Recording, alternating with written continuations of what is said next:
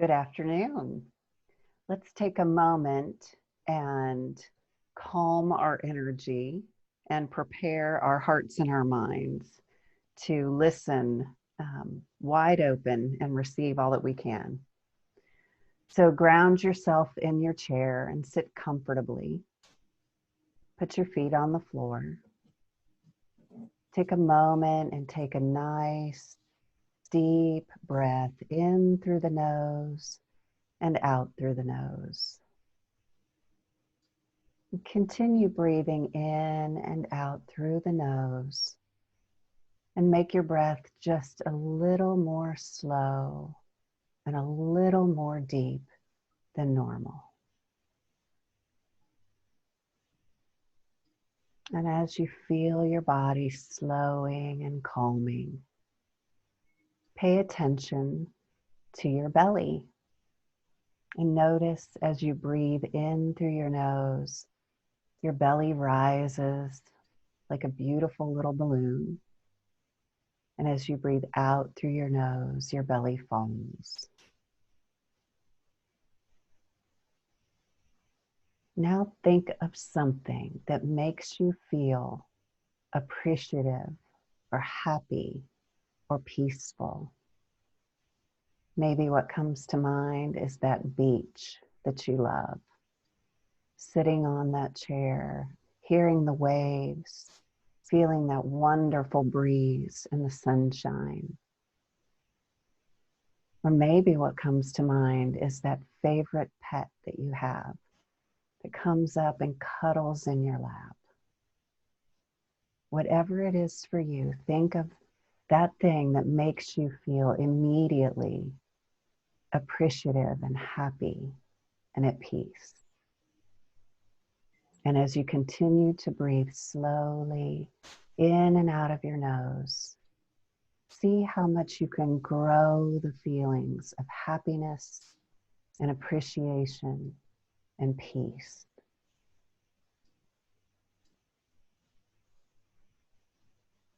You may notice a little tingling in your stomach or at the top of your head. Notice any good feeling sensations in your body. And notice how you feel when you intentionally focus upon things that make you appreciative and happy. And take a moment out of your day to do this. 2 to 5 minutes at a time. 3 to 5 times a day. And notice what happens when you intentionally grow that happiness and appreciation and peace. And now take one more deep breath. And this time exhale through your mouth. Open your eyes. And let's begin.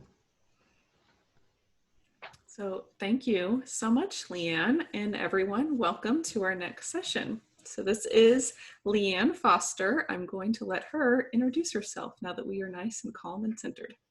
Hey, so yeah, my name is Lee Ann, and I am married to Dale, and we are in practice together. He is a neuropsychologist, and I'm a psychologist.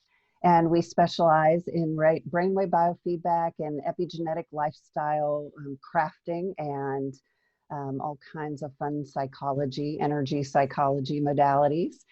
We have 2 daughters. Haley's 19 and Sherrod is 24, and Sherrod got married in October. So we are a family in transition.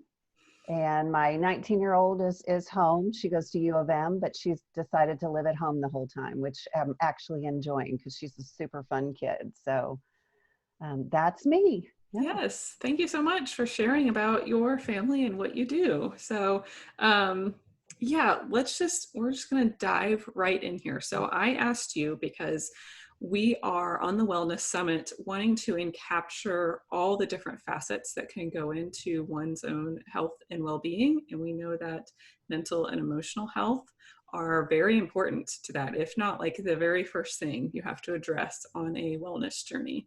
And when you hear someone say, well, I could never do that, or I can't do that, or I can't do that right now, that all comes back to that mindset piece, right? Yes, So, absolutely. so during this time right now, of course, this is during the time of coronavirus, COVID-19, etc. There's this sort of buzzing feeling of like overwhelm and uncertainty. So, Lee Ann, if you can share with us like how you, being in this field, are kind of coping with that. Yeah. When COVID started, I was feeling, I think, like a lot of us, uncertain, but we had this energy about us. And so there was a tendency in the beginning for many people to start of, get really busy and clean the cupboards out and set all these goals. I'm going to get fit and I'm going to do all these things. And then over time, the reality of the situation set in, and many of us began to feel the weight of the collective angst Mm-hmm. and the fear and the unknown. And so, I got busy in the beginning, and then I really started to just say, wait a minute, now is a good time for me to deepen my meditation practice, to get out in the sunshine and get on the earth. I dug a few gardens. But I've been sleeping more than usual. My exercise has been lighter than Mm-hmm. usual. And so self-care has really had to take into account, um, we all feel collective emotions. And there's so much fear and concern right now for a lot of people. And so just taking care of myself has been the main focus for most of Yes. COVID. Yes, I can definitely relate to a lot of what you said. I know back for us when this started mid-March, we were literally about to jump on a plane and leave for 10 days and go to California, and that's where the first outbreaks were happening. So it was like, oh, let's put pause on that. So that first week, we're just kind of buzzing around like, oh, this is fun. This is spring break. And then the next week set in, it was like, okay, there's no more school. Like, what projects can we work on? We bought chickens. My husband is the outside guy, so he always does the garden and stuff like that. And so, I mean, he's been he's weekend projects, but you can definitely tell the last 2 weeks we've all just kind of hit this slowdown. Like, okay, my kids, they're school age, but they're still very young. I know and I trust that they're not missing anything. The best thing they can do right now is play with those chickens in the backyard and free ranging. That's great. So, so talk to me a little bit about, the work that you do with clients, because you gave us a lot of terms there, on the neuro side of things, psychology, emotional, just kind of break it down a little bit on how this, may be different than just a typical therapist office is probably Yeah. what. So one of the things that we know is that we all experience some forms of trauma. And, there's a lot more information now about trauma with the ACEs study, the Adverse Childhood Experiences study. And, we've seen what's been going on in our nation's schools with shootings and fear and the high suicide rate. Well, one of the things that we know with psychology is this is a mind-body issue. We're mind-body beings. You can't separate them. So oftentimes talk therapy doesn't necessarily get to the dysregulated physiology. When we experience trauma, it actually changes our brain and it changes our body. And it kind of puts us in this hyper-vigilant mode where we're actually trained, our brain is trained up to look for what might go wrong. And so then our focus becomes waiting for the other shoe to drop. And so what we do at NeuroSource is we kind of go through the back door of the physiology and we retrain the brain and the nervous system so that, for instance, people with PTSD, they might sit with a therapist and talk all day long, and they may either not feel any better, or oftentimes they feel worse because they're kind of rehearsing, Mm-hmm. what happened and what fires together wires together. So with the tools that we have at NeuroSource, we retrain that brain, and it works for things like sleep problems, for stroke recovery for obviously PTSD, brain injury, but also things like ADD and anxiety and learning disorders. Awesome. So you see pretty much full range of age range in your We practice? do. We've trained 3-year-olds and we've trained 98-year-olds. Yeah. As long as they can sit still and watch, part of the training is they get to pick out any kind of movie they want. So as long as a child or adult is able to sustain enough attention to watch a movie they enjoy, then their brain can be trained. Wow, that is amazing. I didn't know it happened in that sort of a setting. So Yeah. that's really interesting. So my mind is curious. Going back to that piece you said about doing the talk therapy is kind of like opening up a wound. You know, we've kind of got to at least piece it back together before the next session. Is there any moment of actually talking and getting things off the chest, or is it all subliminal, like brain It training? depends on each individual's needs. Many of our clients are already seeing talk therapists, so they're coming to us for something different. But some of our clients want to come in and maybe they're scheduled for a neurofeedback session, but they just say, I can't settle down right now, I'm so upset. And so at that point, yes, we would have conversations. And our focus is more solution focused, and we tend to do more coaching on helping people get equipped with skills so that they can manage their own social, emotional life. Perfect. And talk to me a little bit about the piece you said about lifestyle. So what other things, can you kind of coach them on? Yeah. So I am a certified epigenetic wellness coach. So for people who are interested, we run their genome. I'm certified through a company called Apeiron, which means limitless, and we're focused on human optimization. So we have our own genome sequencer, and we don't sell data like other companies do. So your data is safe with us. We actually destroy the data after you have your results. Then we create a report. We can do anything from nutrition and sleep and stress to detoxification and sports performance and hormones.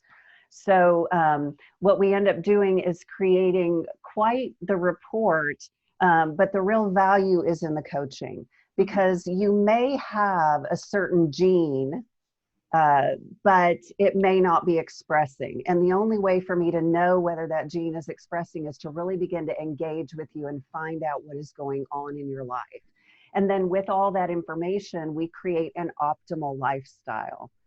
So, one of the things that we're seeing now is a lot of people have genetic variants that make them very susceptible to anxiety, insomnia, brain fog, and pain if they're eating foods high in free glutamate, which is soy, grains, a lot of eggs, different things like that. So we really can dial in specifically to somebody's diet and help to limit their symptoms and to help them feel a lot better if they're eating foods that are appropriate for their genetics. Yeah, I love that. As you know, I work with clients on nutrition. My focus is a little bit more, mine always comes back to education. Like, let's just feed our kids. Let's give them the best possible foundation before we launch them out into the world. And so it comes back to being a little bit more general. Like, yeah, how can we reduce our grains and our soy and our dairy and sugar and things like that? What is left to eat? If if you eat the standard American diet, you're kind of left like, I don't know where to go from here. Yeah. So in the work that I do is like very much like hand holding, like, okay, well, tell me exactly what you have in your pantry right now and what you have in your spice cabinet and what tools you have. And then let's build up from there. But I love the piece where we're actually tying it back to their genetics, because some people can be in a position where they've just been spinning their wheels. Maybe they've tried a lot of different things and it's just not working for them. Yeah. So Yeah, I love that you're hand holding, and I love that you're focusing on laying that foundation, because over the 30 years that we've been doing this work, we have seen so many children with attentional issues. And, when we look at the brain maps of young people these days, the brains are alarming. There's an alarming pattern of brains having less energy, and there's signs of metabolic distress in the brains of younger and younger people.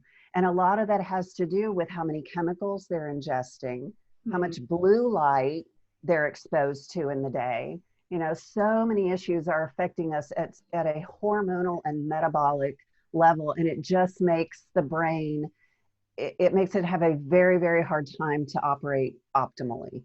So I Right. love the work you're doing. Yes, thank you so much. So let's share a little bit with the moms that are joining us here for the Wellness Summit. What are some things that they can do, at home, or, find those little pockets of wellness, from your perspective, right now? Yeah.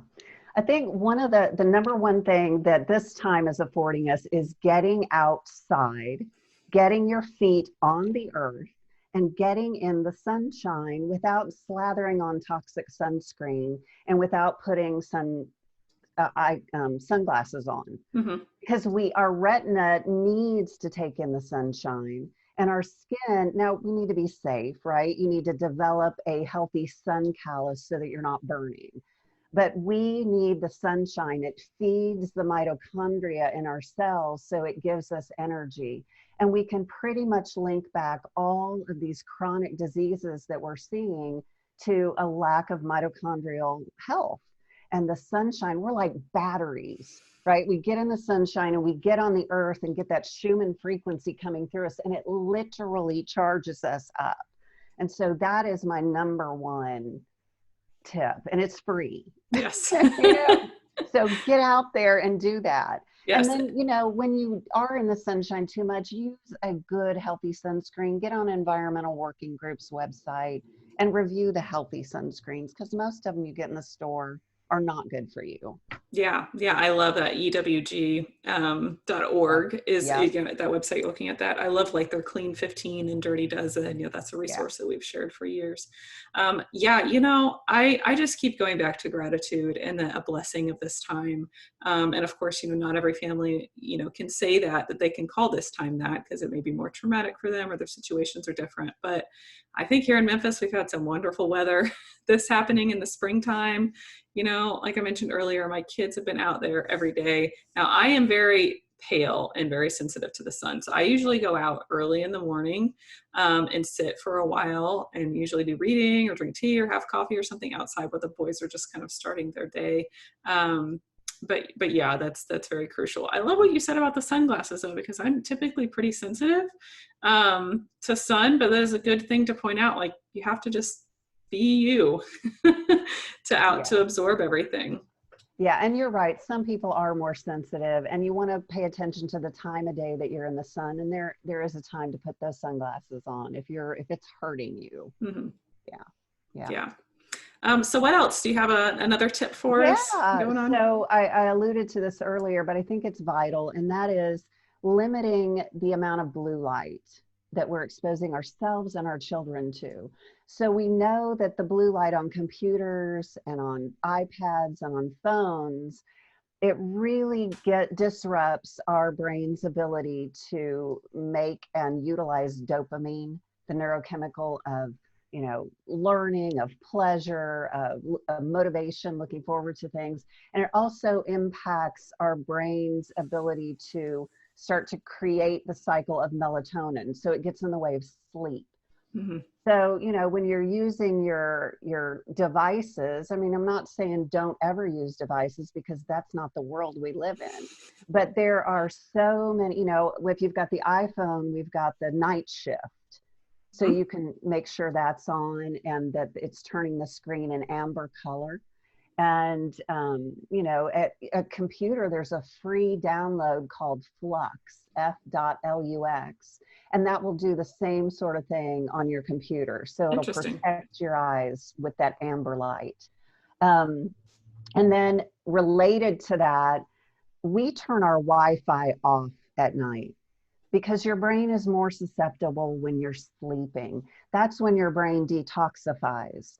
And so you really want to have an optimal environment in which to sleep. So you want to have a cool room, you want to have it dark as possible, and you optimally get that Wi-Fi off at the house, in the whole house. We've got a little remote control that we plug into the wall by the router, and we just turn it off. And then in the morning when we need it, we turn it back on again, so that it makes it easy. Yeah. Yeah. I often hear people say, like, when they go camping or something, like, despite laying on the ground and not being comfortable, I got a great night's sleep. It's like, yeah, because your body was not around anything else, right? And your Yeah. sleep and your wake cycles are going to be more normalized, and more that natural setting. I'm not saying we have to go back to like caveman days and we're all camping outside all the time, but if you have kids, stick them in the backyard for a night. Yeah, it's fun. It's fun.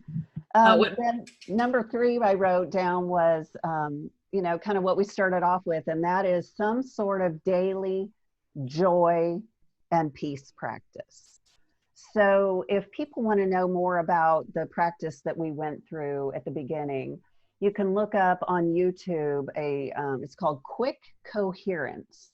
So we're helping bring the heart and brain into a state of coherence where all the systems in the body play together like a fine-tuned orchestra. Heart Math, M-A-T-H, is the company who's been studying this heart-brain coherence for decades. And there's phenomenal research. And I think one of the things moms would probably most want to know is when we get ourselves in that heart-brain coherence state, our energy field becomes so powerful and so calming that when our children enter into literally like within about 15 feet of our presence, we're able to calm them down just with our presence if we've practiced being coherent ourselves. And then we can train them in this too. And so, over the long haul, this is a way of increasing emotional intelligence as well as physical health. It improves our immune system, our hormones, you name it. And we just get better when our whole system is coherent. And Yes. we train kids very young in this. We use technology in the office so that you have feedback so you can see how coherent you are. But you can get on and tools on your own. One is called the Inner Balance, and it plugs into an iPhone or an iPad, and there are games on it. And so you can use a biofeedback device at home to really hone in and optimize your coherence and your health. Wow. Technology has brought us pretty far, right?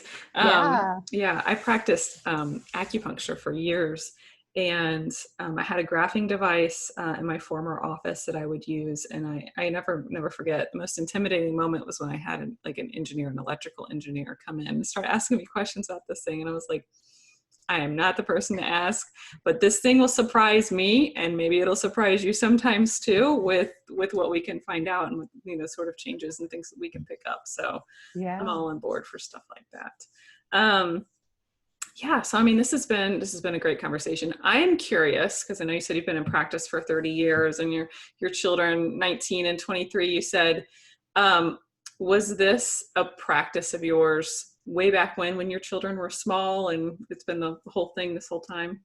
Yeah, absolutely. And my oldest has struggled with attentional issues, and then she got into a car wreck in college and had a brain injury. And so, I've not just dealt with this with our clients, but personally. Yes. And yes, we use this process, and it was really great. The other day, my 19-year-old said, "Mom, I'm really feeling good because I've been meditating every morning and every night. And if I don't feel, really good during the day, I'll take a break and meditate." And so it's been really rewarding to see them put these tools into practice. I didn't have these when I was growing up, Yes. so it's awesome to see our kids be able to have these tools. Yes, I think for so many parents, that we always want to do better, by our kids, and I think that a lot of what drew me into, narrowing down my practice now to be completely nutrition is just my own journey in that, in the way that I was raised, and after having kids and seeing, just everything that they're exposed to, and like you said before, it's like over the past 3 decades, like we're just in a completely different place than we were then. But yeah, I think there's just so much room for improvement, and this just how we become so passionate about it, right? Is when we see it, reflected back in our own lives. Absolutely. So yeah. Leanne, so tell us where people can find you or get in contact with you if they want to know more information. Yeah. So our website is neurosource.net, and you can find out all kinds of information on there. And we have a Facebook page as well. It's just NeuroSource. Look that up. And we try to post a lot of things that people can just, use on their own, because our main focus in our practice is we are empowering people to learn how to live the healthiest and most individualized lifestyle that they can. We all need to become our own scientist, Mm-hmm. because what might serve me well when I'm one age is going to need to be tweaked when I become another age. I'm past menopause, so things have changed for me. And so, teaching people where to find information, and even what kind of questions to begin to ask to live a healthy lifestyle is what we really want to do, because we want an independently healthy society, because then we all benefit and we all will make it further than we ever thought we could. And that news needs to be spread, especially right now. Yes. There's good news. Yeah, we had some like vinyl decals made for our office when we had our brick and mortar office a few years ago, and it said health comes from within. And at first I was like, I don't mean like when you walk into our doors this is where you find health. It's like it has to come from in here. You walk in these doors, I'm going to educate you about it, but then you have to take that message on. Yeah. So Lee Ann, thank you so much for sharing everything that you did today. Do you have any other things to wrap up with or anything like that you want to share? I think the main thing, my husband is about to finish his book. This is what COVID has done for him. And he's actually writing a book on the neuroscience of happiness. And so I think the primary thing for all of us is practicing happiness. And when you practice that little meditation that we did at the beginning, if you will literally help yourself grow those feelings of happiness. And this is so fun to do with kids. I'll share this one thing. When we treat kids, we train them in this practice too. And we tell the parents in every day, tell your kids, okay, remember, today is a treasure hunt. Your job is to go look for things that make you happy, that make you smile, that make you laugh, that make you feel good. And at the end of the day, we're all going to come together and share our treasures with one another. And then you sit down as a family and you all talk about the things that made you feel good, and you help increase those emotional feelings. So, we don't have a great emotional vocabulary in this country. So when you sit with your kids and they say, I saw this bunny rabbit today and he was so cute, he hopped across the yard, and you start to ask them, well, how did that make you feel? Where did you feel it in your body? Did it tickle in your belly? And you start to get them to be really in tune with their belly, but even more importantly, become experts at happiness. And that just makes all of life better. And we all need that. Yes. I love that so much, just setting the intention from the beginning of the day. We've been doing a gratitude practice with our kids for quite a while.